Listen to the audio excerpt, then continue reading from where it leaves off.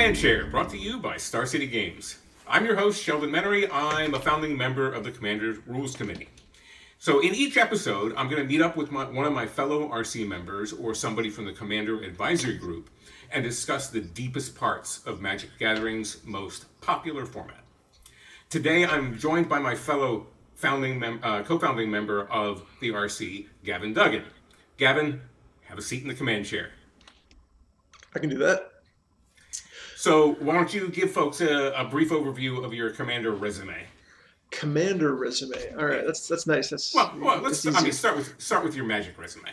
Sure. So I've been playing Magic for about 20 years now. Started in university, became a judge, was a level 3 regional judge and regional coordinator and net rep for better part of 16 years, I think, 17 years. Sort of retired officially a couple of years ago. Started playing Commander back in the early days when we were on the Pro Tour. We played after hours. Yeah. And we've been working on this ever since. Managed to spin up the website, and away we go. Yeah. Well, so since this is the first episode, I thought it would be appropriate for us to talk about the history of the format. You and I have been together here since the beginning, so let's hope our collected memory is good enough to put it all together. No promises. I mean, date not so good at the dates. I can usually put things together relative time, but I often have to right. A year after that. Yeah. So like I said, maybe both our brains have enough in them. Also, that decade was a bit of a blur for me. So yeah, well, all of us. So you approached me with the idea of forming the RC in late 2005 or early 2006. So what got us to that point? That sounds about right. So let me think. I moved. Everything in my life has been sort of anchored by moves. Where was I living at any given time? So that was about a year after I'd moved. We were playing it. We were traveling. We'd go to Geneva for pro tours and Charleston, stuff like that. And I remember I was introduced to it, I'm pretty sure, by Duncan McGregor. Spoiler, we'll get back to that. But we'd been playing it, built some decks. We had that crazy Judge Breaker deck. I brought decks to Pro Tours a few times. And I'd read that article that you'd written on Star City Games, I think with the Solkanar deck list, if I remember correctly. Yeah, it was Lord of Tressorhorn. That's the one, Lord of Tressorhorn. It was the competition, I think. Was that the competition one where you asked people to submit decks? That was like early days. That was April 2004, and I wrote that article and it's like here's basically the format, and now send me your deck list. And I think I got maybe 30 something submissions. 29 of them were pretty much identical, and there were 3 kind of cool ones. So we picked a winner from the cool ones, and I think the card that flipped me over was Hexxus of the Scale. Yes, that dragon must die. It was cool, and that was sort of like I was out of school then. I was working at Sick Kids and still had access to all the resources from undergrad for making web pages and stuff like that. So I was like, all right, people keep asking about like what's a good idea, what's legal. This is, to be fair, I don't know if you want to talk about this later, but this is back in like the early days where things like 200 life divided by the number of players was your starting life total. And stuff was confusing, and but everybody wanted to play. So people kept asking me on the Pro Tour, like, okay, well, what can I play? What can I do? Paul Dickinson would break things in half. And so I was like, let's put some stuff up on a webpage. And like, I think I messaged you originally because I was like, hey, this is a chance to talk to a level 5. And make myself noticed as a judge. So I sort of messaged you there and said, hey, let's there's a bunch of people who are people keep asking me, why don't we put it up online? And I think we'd been rolling, like you said, for a year or two at that point. The games have been going on.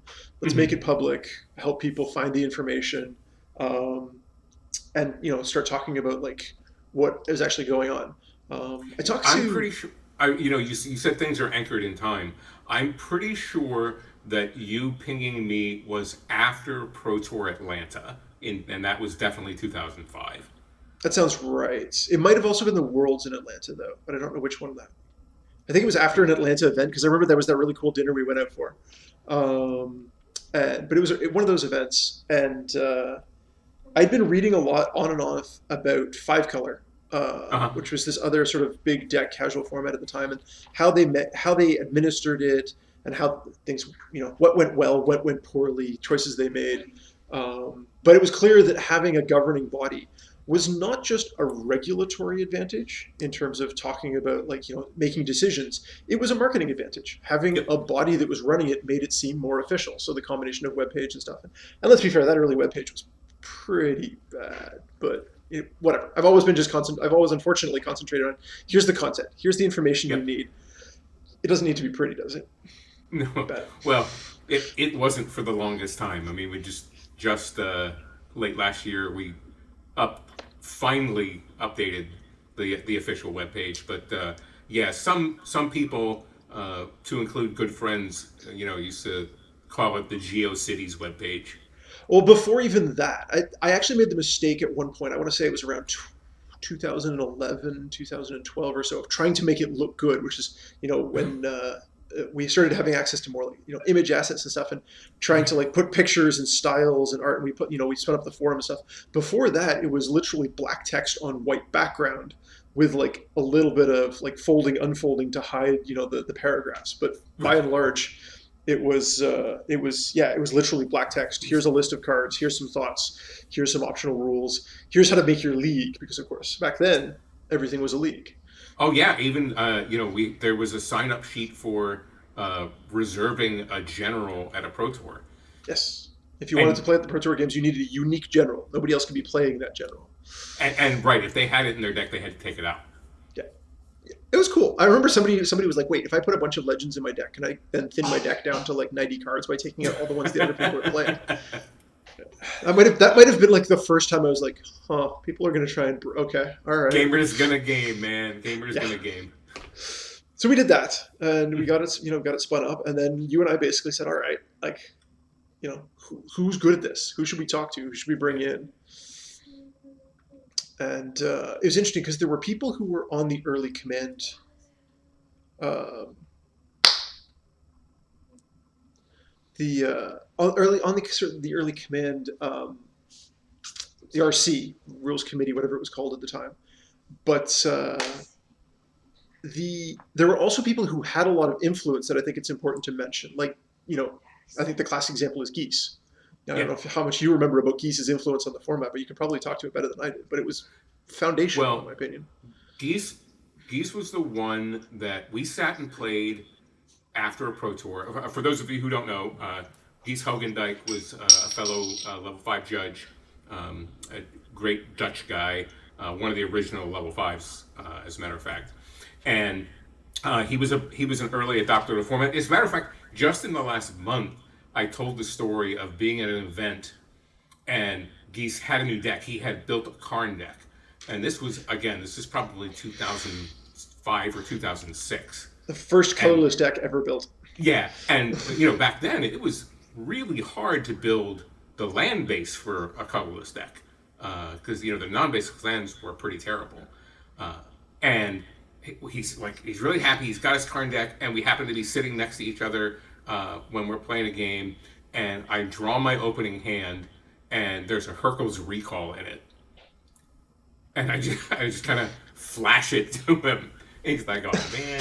This is going to go sideways. I remember actually one of the first decks he ever built, and this sort of set the tone in many ways for me, was a Genju of the Realm deck. Yep. He was sort of the first person I knew who was like, look, look, look, look. The point of this format is to do big, crazy, fun things. So Genju of the Realm, and everybody was fine with it. He played it, and that might have been the first Rule Zero Yeah. conversation. Was like, this is what's okay, this is what's not. Yeah, he does have a capacity for just enjoying life and loving things, and he's like, we're gonna have fun with this. He didn't approach it like we're gonna I'm gonna play this so I can break it. His idea really was let's do something crazy. So he was the one that sort of continued to talk about the 200 life divided by the number of players. So again, Sure. like Gavin mentioned earlier, for those of you who don't know, it used to be a game started with 200 life divided by the number of players. So it's 67 or 40 or 50 or 40, because there were a lot of 5-player games and maybe even some 6-player games. It did have the advantage that the bigger games tended to, like, things like Pentagram hadn't really been established yet. So like the 5-player 2 opponents format. But it did at least speed things up. Also, there were a fair number of games where you'd start off with 100 life, Yeah. which was completely transformative. Well, he and I were waiting for some other people to show up, and we're like, oh, let's just play. And we had 100 life, and it was just like the game started being miserable pretty fast. It was a gong show. And then one of us got a panoptic mirror on the table with a big pile of mana and put a wrath on it, and then we're like, oh, this is even more miserable. And I think that was what sort of led to the eventual banning of panoptic. It was a few years after that. I fought, but obviously, as for those that don't know, Panoptic Mirror might be my favorite card in the history of Magic. So losing that, while totally justified, has always been painful. It's my, it's your version of my recurring nightmare. Yeah, exactly. Scott's got Recurring Nightmare. I've got Panoptic Mirror. Everybody's got one card. They're like, I'd love to play this, but I just don't want anybody else playing it. Right. But so there was that. So I mean, and then basically we thought, like, all right, who should we, who's interested, who would want to join us, have email conversations, talk about, setting the rules for this thing. We should probably talk about the Hexxus after that. Let's start with the who, and then the how and the why. So okay. who were the first 4 by your memory? I only remember 3. I only remember Duncan to start. You mean Duncan? I thought Kevin was there to start as well. No, Kevin. We brought Kevin on later. Okay. We brought Kevin on around the same time as Toby, I think. That fits, because that's right. Yeah, because we were like, look, we've got Toby, who's like uber Timmy, like like love of experiences. Let's make cool things happen. And we've got Kevin, who's like, all right, how do I solve this? How do I break this? You've often said that Kevin's sort of one of the finest minds in Magic, and he is. Yeah, it goes without saying. It's just so I remember we brought them on at the same time because they balanced each other out very nicely. Mm-hmm. Duncan was early days. And like I said to someone recently that Duncan in many ways was sort of like the platonic ideal of the commander player. Like he couldn't be a jerk if he tried. Yeah. EDH, Elder Dragon, Highlander, and there was the 3 of us. We put up the webpage, and then there were a couple of rules that we ironed out. So we got rid of the 40 life right away, I think, or the 200 life divided by number of players. Yeah, it was pretty fast to get to the 40 life. And the original rule, if I remember correctly, was if your commander was exiled, you instead shuffled it into your library. Yeah, something crazy like that. If it was destroyed, it got returned to your hand. We monkeyed with a lot of things. Certainly, there was no configuration control going on back then either. We tried a bunch of stuff, and that this works. No, that doesn't work. I don't think we ever released it to the public, but I do know that the one that we got from the original article, that Inquest article, had some weird things happening with your commander. But it was clear we wanted people to be able to replay their commander, get it, have access to it multiple times, but just doing it again and again could be super abusive. So that's where the commander tax came in. Yep. And we sort of bandied that one about for a bit. I think we tried a couple of different... I remember testing some of those out for about 3 months at the Century Box in Calgary, trying out different replay rules like increasing cost, paying life. Like every time you played your commander, you had to pay 5 life.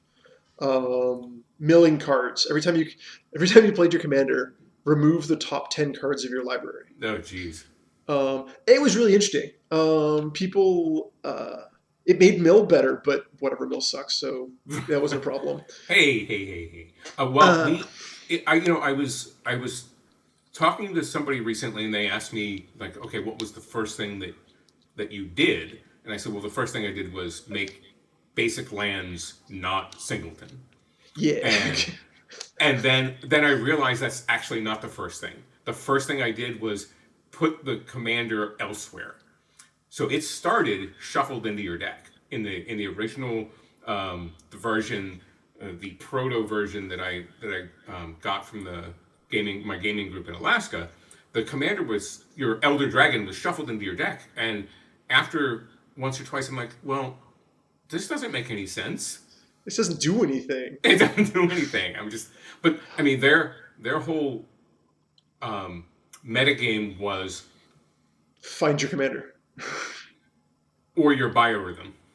Okay, sure. I mean, yeah, it actually, you can see how the 21 commander damage plays a little bit differently if it's all about find your commander and then get your commander and then hit them 3 times. Like, it's, but still, I think both of those timelines see commander die somewhere around 2006. So, well job.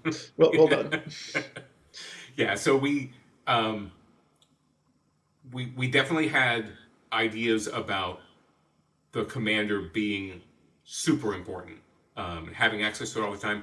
I tried to work with things that, like, you can't win the game until you've played your commander, or you can't win the game until you've damaged somebody with your commander, and that I think they all withered on the vine.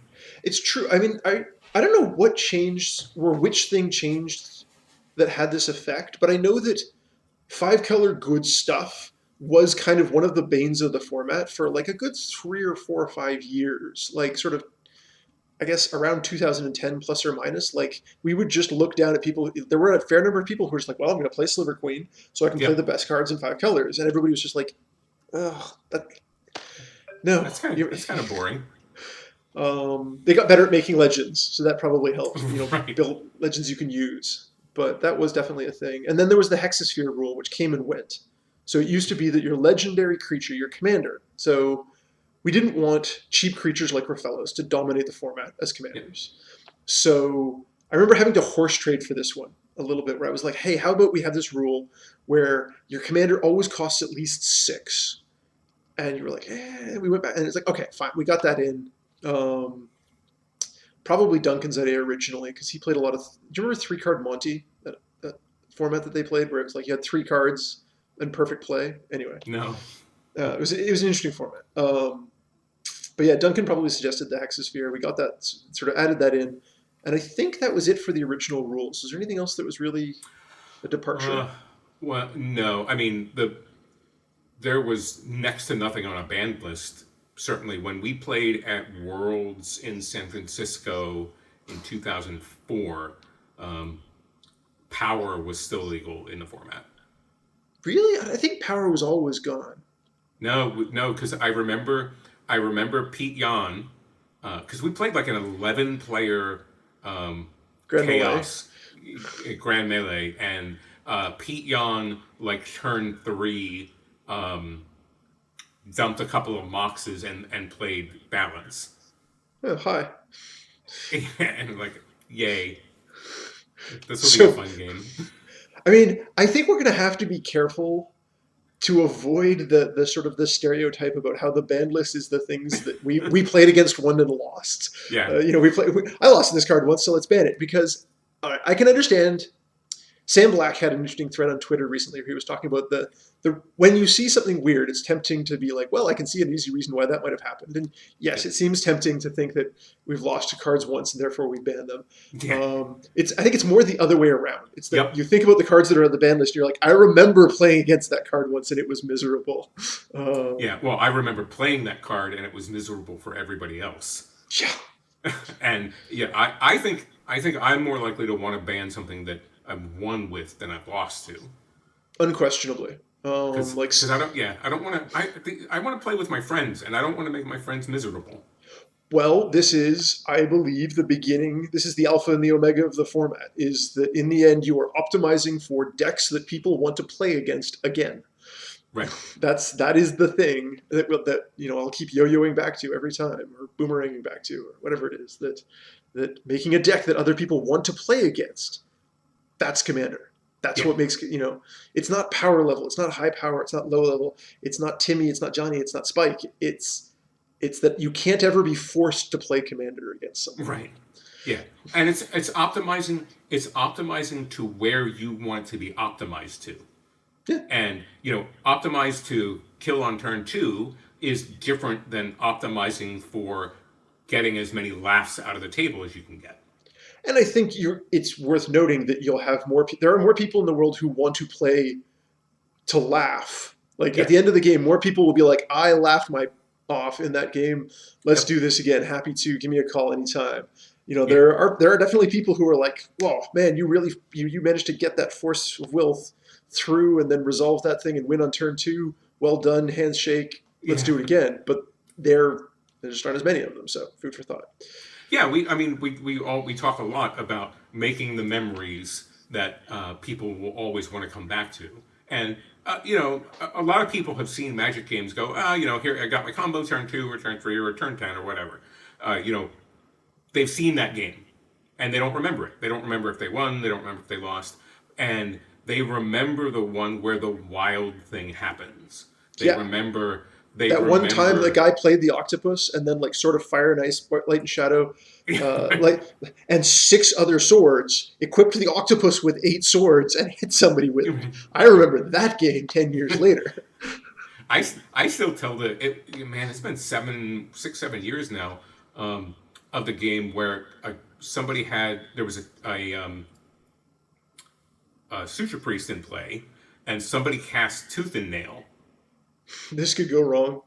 And somebody else mirror weaved everything, all the other creatures on the battlefield into Suture Priests. Yeah. And the guy was like, I'm gonna Tooth and Nail for Avenger of Zendikar and Craterhoof. And I have bad news for you, sir. and of course somebody pointed out the fact that he didn't actually have to put them onto the battlefield. Yeah. Because it's a May. He said, no, that's too cool a move. I got to do it. I got to die with this. See, I would rather lose spectacularly. Yep. That's, you've done something right when. Yeah. So yeah, there was that whole tract. And then, how did the RC evolve from there? We had... Well, Duncan moved on from judging and being part of the community. Right. And he went on walkabout for a couple of years. Yeah. He basically he made himself happy. Yeah. And it was probably sometime around 2007 we brought on Toby first. I mean, I think Toby and Kevin were paired. I vaguely remember a conversation about how they were a good offset pair. Yeah. It's a reasonable idea that we would have done it that way. Yeah. Kevin, could help us with sort of like these power insights of like, all right, if people are going to try and break this. Yeah. And I don't think we mentioned Kevin. It's Kevin Dupre, for those of you who don't, who aren't deeply involved in judge culture. Fair point. Yes. And Kevin was a French judge who, again, I think one of the best Magic minds there's ever been. Super smart, super engaging, can really cut to the essence of an issue, and sort of discard all the nonsense. He's sort of got that classic French nihilist attitude. But he had that superpower that while he could analyze the problem, take it apart, put it back together again, and he could spike it out to the best of them. He could also just say, "But that's not the point, so let's leave it on the side." He didn't force the issue. Right. That's always been the thing, is that we want to work with people who weren't just like drumming their hands on the table saying, "No, we have to do it this way because it's the only way that works." Right. And he wasn't like that. I think we should probably mention Darren Gamble, because Darren was hosting the website before Kevin and Toby came on, I think. I think it was after that, because I think we had it on the Computer Science Club web page. Okay. It was hosted at the University of Waterloo Computer Science Club web server for a long time. That might 2007, 2008 might have actually been the time that we moved it to TrueSpace, which was Darren Gamble's hosting domain. And yeah, he was a friend of the format until literally this January in terms of hosting. Yeah. He made it happen. helped out with stuff. And he was also one of my sounding boards in Calgary Yep. for like talking stuff. He was the one who helped me clarify, for example, why Upheaval was banned but Jokel Hops wasn't. Right. Um, so yeah, he was another good mind. So, so it's probably about 2007 that Toby and probably Kevin come on, and then a year later ish, we bring on Scott because Scott had gotten introduced to the format. That's Scott Larrabee, who has a new title at Wizards of the Coast, and he'll forgive me for not remembering it, but um, Isn't he he's in charge grand? of Like, all their esports content now. yeah, yeah. Um, He's Grand he Nagus of esports. Yeah, he was the right.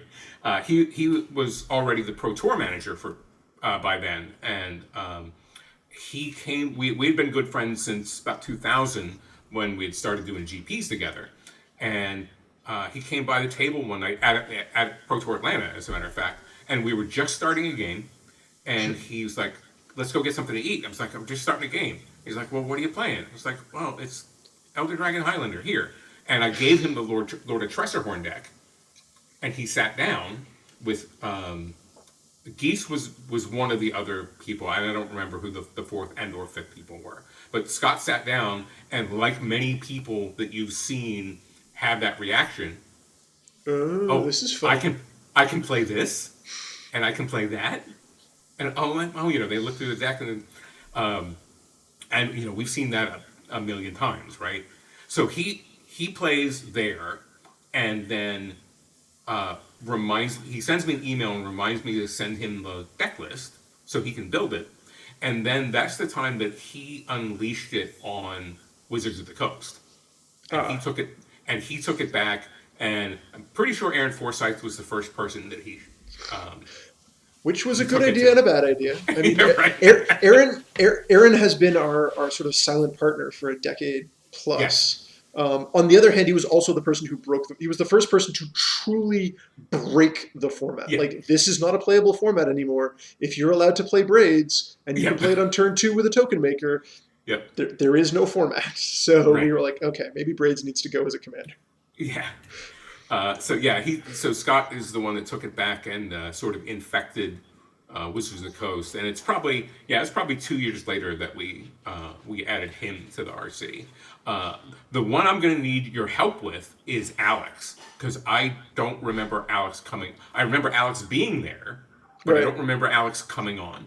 I don't remember exactly when Alex started. I think it was a matter of bringing on someone who was having an odd number of people. Because I remember having a conversation about how we wanted an odd number of people, 3 or 5, because 4 could be deadlock. And, we trusted each other to not be jerks about it, but it just in general seemed like a good idea.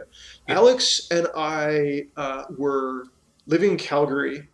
Let me think. This would have been around the time that I started grad school. So yeah, we were at this store called the Sentry Box, which is sort of, it's up there with Neutral Ground in terms of being sort of one of those legendary stores of North America. And we would play there, and there was a guy there named Rob, and he was super smart, very clever, and also super friendly. And that's always, I think that might be the thread that runs through all the people that I've tried to bring into the RC over the years, is just like someone who's I'm always going to spend time with. I like talking to them. They can discuss, like they can be both sanguine and friendly and germane. But at the same time, piercing insights. Is incredibly smart guy. I think it was just like, hey, I know somebody, I think he was on the forums. Was Ban Ki-moon. Ban Ki-moon. He was sort of a stabilizing presence there. So we were just like, this seems like someone we should. At this point, the conversations we were having had moved off of email and onto the forums. Right. But you don't remember if that was before Toby or after? I don't. I can probably search back through my Gmail for it, but right. I'm at a loss. I just I remember him always being a voice of reason, and we had meetings. The first Skype or Google Hangouts meeting that we had was one of the last that he was in. Yes, that's about right. Because he appeared mysteriously on the RC. We don't remember where. And then Right. when the format was set on its way and was stable, he vanished into the night. Right. And ne'er to be heard from again. The good news is that he found a better place in life. He found a way and a place. He reshaped his life. Not that his life was bad before that, but he found a way to sort of catapult his life into a really great level of success and sort of find a good place running charities and businesses. And yeah, I talked to him a couple of years back, and he's in a super good place. So Good. That's good to hear. So then the last person that we added was Devon Rule in 2012, and Devon. long ago, 2012. Whoa! If you'd asked me, I would have said like 2014, 15. Yeah. Well, it was at the Pro Tour in Seattle. Okay. The one where Chapin and somebody else got put into the Hall of Fame. But I remember it being in the immigration terminal. No, or what it was a convention space that had previously been a port of immigration. Right. A holding pen or something. Yeah. And Devon, I think Devon had been a really strong influence on the forums for a couple of years. Yep. And he had also matriculated over to MTG Nexus and was a voice of reason over there at a time where there were very few voices of reason. Yeah, and he had some different opinions to a number of the people on the RC, which was one thing we were looking for at the time. Like he came at quite a few things from a different direction, so that was a plus. Yeah, well, if we agree on something, you don't need a third person to agree with you. You need a. I do, but that's just because I have I need that reinforcement. I have crippling self-doubt. So we talked about Devon for quite a while, and then Seattle was close enough to where he was living. I think he was living in Portland or somewhere down the coast there, so it was an easy drive up. And he came on, joined us for a couple of meetings, and then got the dream job, and he had to leave. Yeah. It was a very meteoric / ballistic trajectory. Well, but I think it's evidence that you don't have to be somebody in Magic or somebody in Commander already. That there's room for the right voice, the right intellect, the right personality to step up. And that was, that Pro Tour was the last time all four of us, me, you, Scott, Toby, were together before last year's Gen Con. Right, because that would have been the year after. Okay, yeah, because then I would have been wrapping up my thesis. I did my defense. I had my son, and I moved to California. So that was the year of everything getting dumped on its head. So everything after that, I'm not surprised that I didn't see you guys for a few years in person. Yeah, well, and so we invite him up and sit down with him, and the first question is, so why do you think we want to talk to you? And he's like, well, I'd be pretty stupid if I didn't think I understood why you wanted to talk to me. I like that. That's good. Like, be honest, be straightforward. Don't pretend. Yeah. But that sounds like the first question in every judge test. So why do you think you're here? Yeah. I didn't do it. All right. Yeah. So again, he had things sort of turn into a perfect storm for him, and he's still doing the game design job, if I remember correctly. So, best wishes. I haven't heard from him in quite a while, but that was the last person that we brought on, and then when he left, it was back to being the four of us. Well, it was the first time it was just the four of us. Yes, I think the first time it was just the four of us. Oh no, because Alex was still with us then. When Devon left, Alex was still with us. Alex didn't leave until. Good 15? question. 2015. 15, yeah, 16, I think maybe. I'd been in Cali a couple of years at that point, so that sounds about right. I'm pretty sure it was before we moved to Lakeland, and that was 2016. Okay. So now, but of course, 2013, there was another big change in the format. There was? I think. Yeah. Could be. So I remember the phone call. I remember the phone call from Scott. Uh-huh. where he was working at WotC, and he called it, and he's like, all right, so EDH is doing real well. People like this game. It's cool. Yeah. And R&D likes it. And we're thinking, you know what? Why don't we like pay some attention to it? I don't remember how he phrased it exactly, but basically he basically broached this idea that R&D was interested in printing product for Commander, and these initial decks, which was unheard of. I mean, Yeah.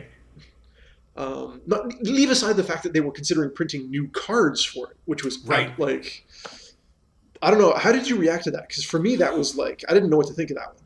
Well, it was at a pro tour that he talked to me. I want to say San Juan. It was in that string of 3 pro tours in a row that I had judged. So it was like San Juan, San Diego, and Worlds somewhere. That it was like, so here's the conversation that's happening.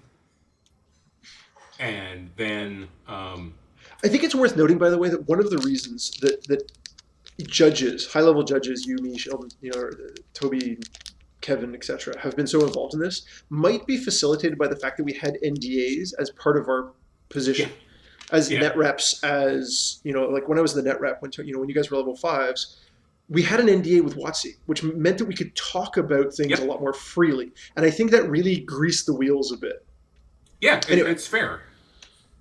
And when people, again, it's still we're an independent body, but to say that we're completely separated from them, from WotC, it doesn't make any sense. Right? No, we've had a great working relationship with them for over a decade. I would say interdependent is a good way to say it. If I'm going to borrow a Cubbian term. Okay, so sorry, you were talking about Pro Tour. It occurred to me why those conversations at Pro Tours happen so easily and so fluidly. It's like So the follow up was, but we're going to have to change the name. Yes. Because the people with the IP of Highlander aren't going to like it. Yeah, and there was apparently someone had optioned the movie rights to make another Highlander movie, and so they were going to start swinging their IP lawyers clubs at anybody who had it. If you had a Google hit for the word Highlander, they were going to come after you. So we're like, all right, if you're going to my first suggestion was, why can't we just call it EDH and have it stand for nothing? And that didn't fly. Well, it never worked for the DCI. I mean, the DCI was the DCI, not the Duelist Convocational International, right? And not Drum Corps International, which is also a source of confusion, for like a decade before it was finally disbanded. But yeah, we did discuss having it just named that. But it was pretty clear that WotC wanted to put a whole lot of gasoline on this fire, and that was worth making sacrifices for. Yeah. And yeah, I think the question that you asked me was how did it feel? It was like, well, it's at that point it's validation that you're doing something right. Sure. If you can feel that you're doing something right, and it's important to make sure that you are the one that feels it. But when somebody else comes along and goes, man, what you have done is awesome, it feels pretty good. Yeah, and we'd been sort of incrementally tightening up the rules. I think at that point the 6-mana minimum had gone away. Yeah. A couple of other things had... The Rafellos rule. The Rafellos rule, and we're just like, look, we're just going to ban Rafellos braids. Yeah. And a couple of other commanders. I think by that point, actually, we'd already gotten rid of banned as commander. No, that came later. That came later? Okay. Yeah, that came much later. Yeah, the Rafellos rule didn't actually last that long. Oh, I don't know. It was several years. Well, once the commander tax comes in, the Rafellos rule can go away. No, because that was the problem. Is the Rafellos rule was extra important because 246 is so much better than 666. Well, sure. Like Yeah, I have to go back and look at the historical documents. Call the archivist. Yeah. Do we have an archivist yet? Well, kind of. Kind of. Yeah, it's true. Our friend Cryogen over at MTG Nexus has been good enough to put up a history. Should I get him the email address archivist@mtgcommander.net? Yeah, there we go. I'm sure he'd get a kick out of that. That's about the best we can do. So that's certainly certainly the first Commander product is a turning point, right? Um, we're Yeah. no longer the little format that could. Uh, Yes. Yeah, we're it the was an format. inflection point where the curve just started to skyrocket, Yeah. and I mean they had a marketing budget. Yep. Um, more than anything, more than the decks, more than the cards, more than the Sol Rings. I think the fact that they were going to be putting things that said Commander in like Target stores was Yeah. it's like, all right, let's Well, yoke this ox and ride it. yeah. Well, certainly, the deep part of me, someplace went, man, you missed an opportunity to get the IP rights to something. But who knew? Who Yeah. knew? Who knew it was going to be like this? So it's and the forums were jumping at that point. You were, Yep. I think that was sort of also the beginning. No, I don't think it was for a couple of years after that. When do you think there started to be sort of this buildup of community content around Commander? Uh, I remember doing an early podcast episode of Command Zone with Jimmy and Josh.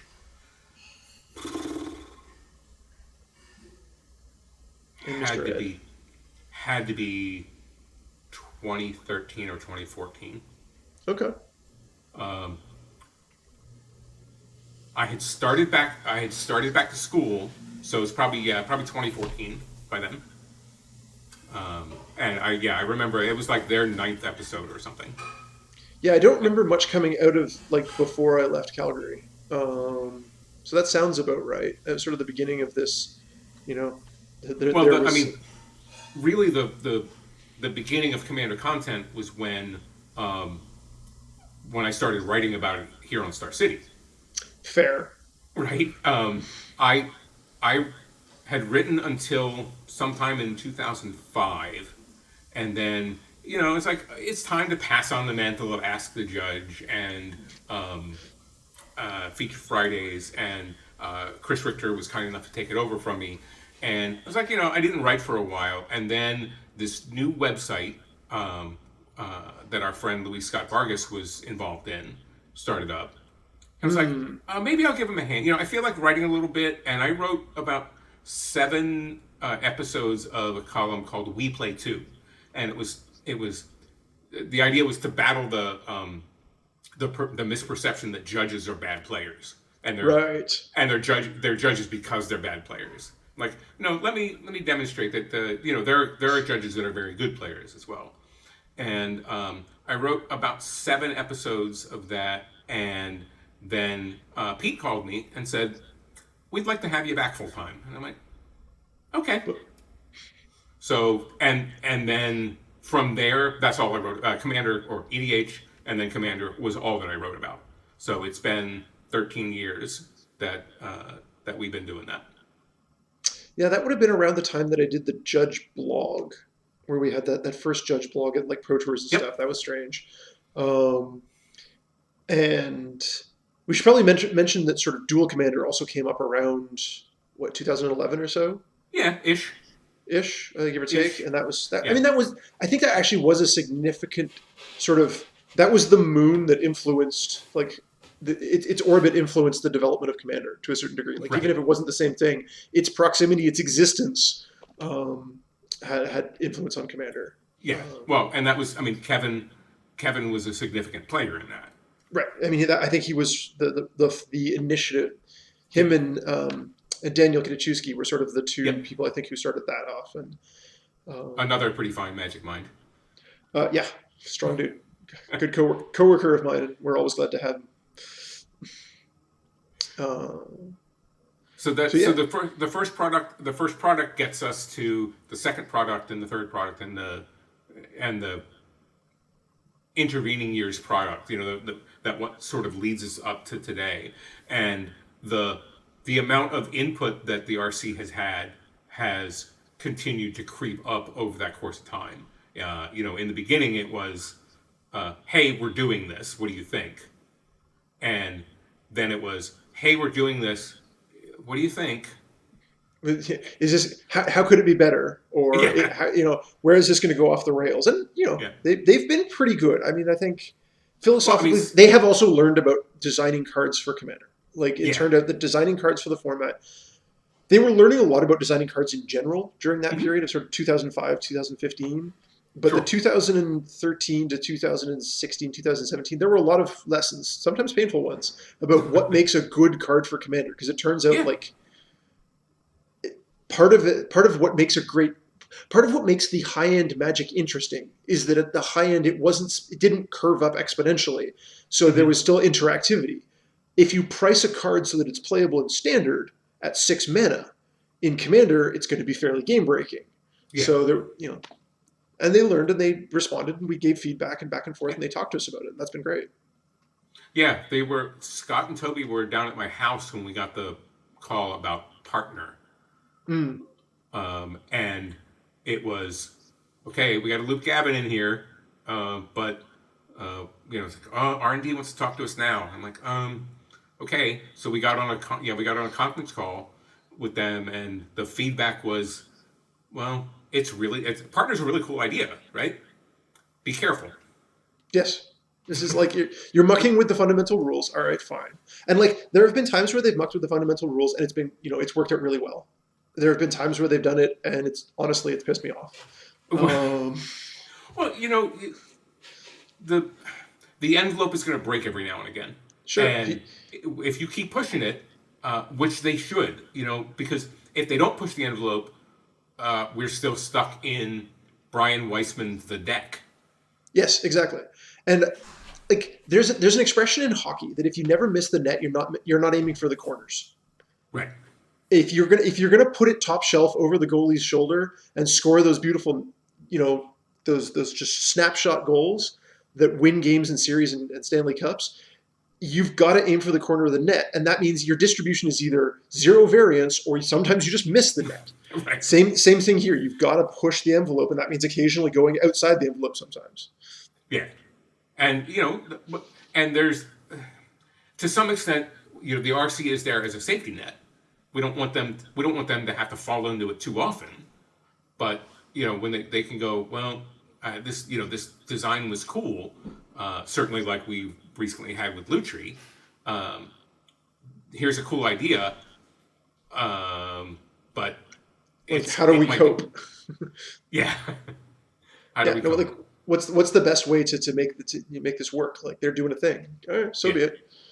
Yeah. Um, So we've certainly had a fair amount of influence in the recent years in the design of the product. We a couple of times a year see files and have conversations with people. Scott has been on 5 different design teams. and you recently you were elevated to the rarefied air. Right. Went inside the walls of Magic. Right. So it's our format, right? Yeah. It's our in the inclusive everybody format. So I mean, they're bringing out to us because I think they see that that we have an insight that can't be ignored. I think they see it. They're better off if they don't, and that's the best kind of partnership. Is where it's not that they have to; it's that they want to, Right. and that's great. I mean, do you honestly think that if they came to us at the 11th hour with something like a mechanic, a primetime key mechanic or commander or whatever, and they're just like, hey, we're printing this, and we were like, no, under no circumstances. I realize that it's going to the printers in 3 weeks, but you need to axe that card and fill that hole. Do you think there's? I'm pretty sure that they would accept that. They would certainly give us yes. I think they would give it due consideration. Right. I mean, obviously, we don't get to tell them what to do, Right. but if we unanimously said to them, "That's a bad idea. Please, really don't do that. Like, just don't Yep. do it," they would probably call a meeting right away and be like, Yeah. "Okay." Yeah, I think you're right that that we've earned enough respect to be listened to when important things happen. Fortunately, the process is long enough in advance where there usually isn't the 11th hour change to something. Yeah, they're smart about it. We're going And to see you it know, in we advance. right, we work on communication and ways to communicate both within the RC and then RC to WotC, RC to KEG. Every time figuring out good fences is in advance has been one of our successes. Yep. Yeah, I agree. Are So you that, I are you mean, excited for your new set, by the way? I know you were involved in at least some set design. I'm assuming it was Commander related. Are you psyched about stuff coming down the pipe? it is a project for 2021. Yep. And yeah, it's going to be really cool. Yeah, uh, but who's not going to say that if they've sure. been there, like they've been inside, and the design, like I'm, like, okay, I'm a relatively, I'm a mature kind of worldly, jaded person. Not There aren't too many things that really bring out the inner child in me anymore, You've and burned your share of bridges. Oh no, yeah. wait. And walking into the building and having it be my job to design magic cards really got me pretty giddy. Yeah, I'll bet. And you'd earned it. And and it was more than I could have imagined. I wrote a little about it, that the first week I was in the building was like, this place is amazing. The creative energy that flows through here has got to be something like you experience where you work. Um, I've heard it is a really good like brain trust and yeah, community of people, and they've got their heads screwed on straight, and people talk to each other, work together well. I've heard really good things.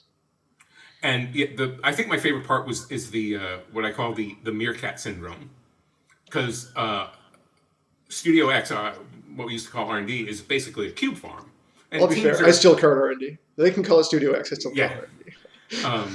But they're it's a cube farm, and you can't help but hear conversations over the walls, and you'll be having, like I would have a conversation with Ethan Fleischer, who's in the next desk over, and then Chris Mooney's head would pop up over the desk, and he would throw into the conversation, and Nice. then Rosewater's got to throw his 2 cents in too, and Eric Lauer comes around the corner, and it just these organic conversations just spring forth out of the mutual both understanding of the business of it and love of the creative end. Yeah, that sounds a lot like the work that we do, and having the like those actually those incidental engineering conversations. Uh, whether it's design or research or experimentation or engineering, those sort of, oh man, that sounds cool. Have you guys thought about that? What do Yeah. you think about this? Let's ask Shravya. She's always got a really good ideas about this kind of thing. Okay. Those kind of conversations are actually one of the things we've had to work the hardest to protect Hmm. with distancing, because they are so critical, and they're actually Sure. the kind of things that fall by the wayside very easily when you only have scheduled meetings. Right. So as we've sort of transitioned to talking about, having more conversations on chat rooms, we have our internal version of Slack or Discord or whatever, and those kinds of things, and then booting those up into video conversations where 3 or 4 people join in. But we found that putting the invites in the public chat, where it's like, oh, let's move this to a video chat. All right, dial that up, and then people will drop in, and it's Hmm. really cool because you get that over the wall, the Kilroy was here effect.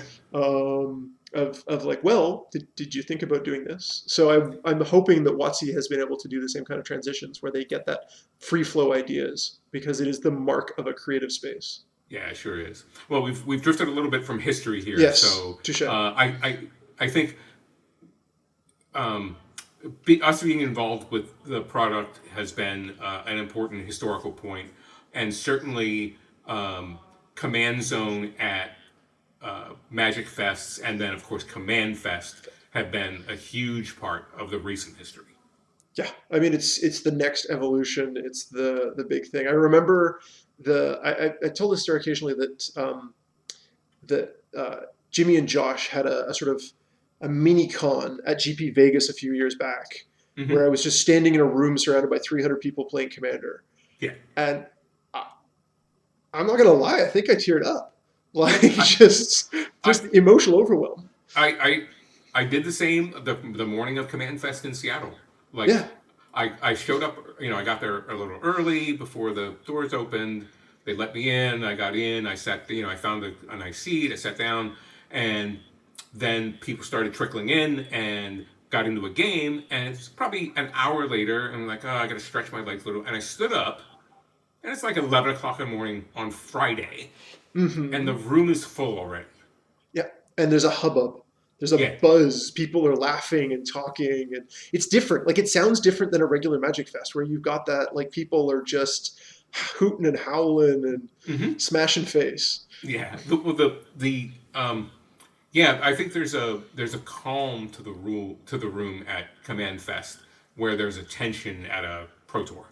Yeah, I think that's Right. a reasonable There's a lot more synopsis. money on the line for one, It's just a different and reason to be there. and a different reason to be there. Yeah, I think that um, I went to a Grand Prix as the guest of Star City in about 2015, um, and I think they were calling they'd set aside an area for me, Benny Smith, and Danny West, and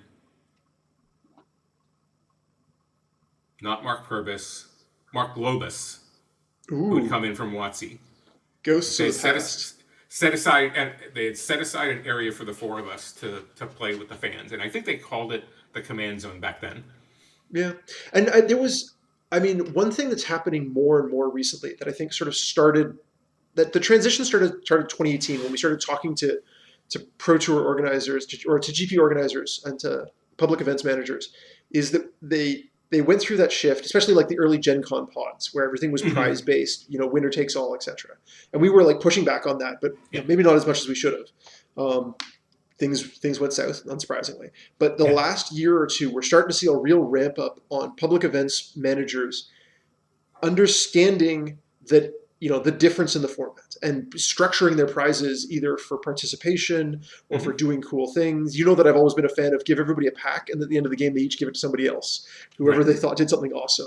Stuff right, like that. We're seeing it more and more, and I think that's actually a very important shift in the zeitgeist of Commander hmm, that public events are starting to get. No, no, no. This isn't about winning. yeah. Well, the at certainly at the first Command Fest, there were sort of set aside areas for whatever they called power level or whatever. And in Reno, they did a good job of actually not just letting people go to an area and sit and wait for a game, but pairing them up. With, Right. of getting people involved with each other. It's like, oh, I got somebody that you would like to play with, and Yes, that's perfect. That I think is actually that is the accelerant that will take us to the next level. Is when people help find they streamline that part of the finding of like what are you looking for? All right, right, here's how to play. yeah, I agree. So I think the last thing in the history that we probably cover is the foundation of the Commander Advisory Group. Sure.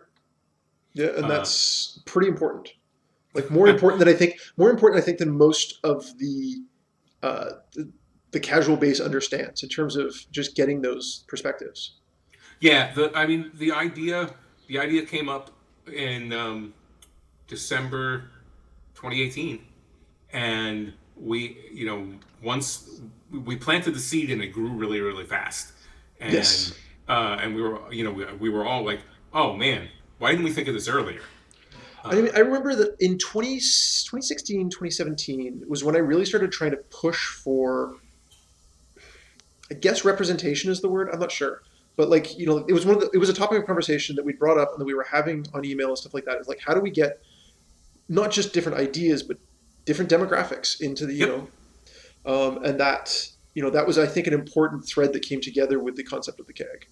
Yeah, the idea that we need diverse voices, and we need people talking to us from different backgrounds and different experiences and different desires. The player base of the format is really really broad, and while I think the four of us have the best of intentions, we can't represent everybody because we aren't everybody. Right. Absolutely. And like having just different life experiences, even outside of Commander, just like people who have lived different walks of life, different takes on it. I mean, I remember, uh, I guess it would have been PAX 2010, 2011, going back, when I first met Graham and Kathleen from LRR, and we Hmm. talked earlier about like the beginning of social media and content around Commander and all the rest of it. And we were all sort of geeking out about like I loved their stuff on the Escapists, and they loved Commander, and just like that was there were when I went to visit them in Victoria, they had this great sort of breadth of perspectives and people who were involved. And I remember talking to Graham, and he told me that different perspectives, different life experiences, was the heart and soul of comedy. That this is one of the key things: is different ways of looking at it is what how you find this. And I was like, oh yeah, we need Yeah. to. And so that snowballed, and but Yeah. the keg was your brainchild. The keg was you wanting to to bring that together and execute on getting those perspectives. Yeah. I mean, and the idea of just reaching out to people who themselves had good outreach seemed to make perfect sense.